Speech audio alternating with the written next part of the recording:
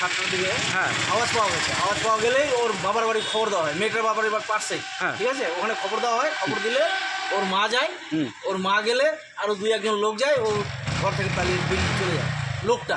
আর মেয়েটাকে বের করে এনেছে তুলসীডাঙ্গা হসপিটালে। কি জানা যায়? সম্ভবত হাসুয়া। আচ্ছা হাসুয়া দেখেছিলাম আমি। আচ্ছা আচ্ছা।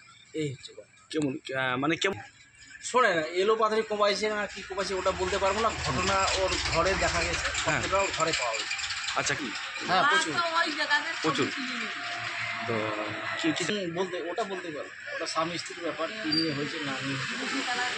হ্যাঁ এসেছিল, তারা দেখে গেল। দেখে না জানা গেছে নাম কি তাদের? ওই ওর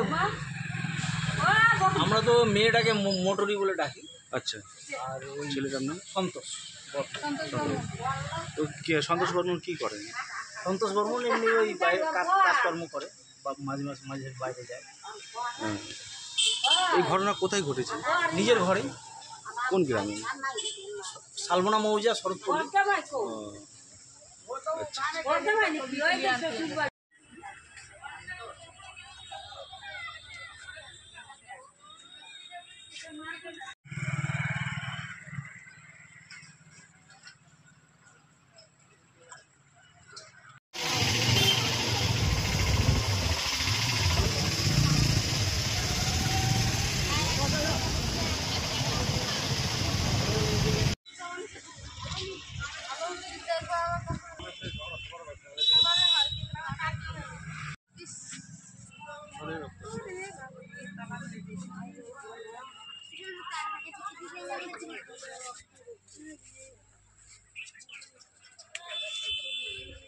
ভিতরে রক্ত অনেকটা আছে।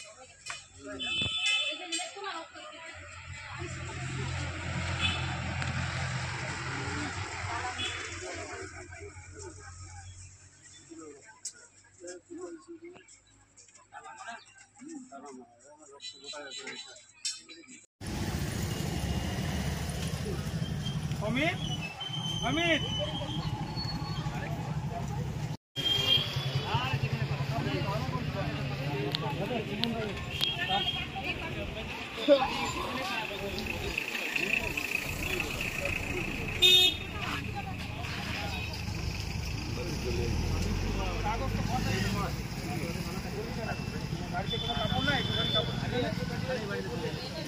গাড়িতে তোর নিচে বল দেখ অল্প একটু কাপড় আগে কোপাইছে গাড়িতে।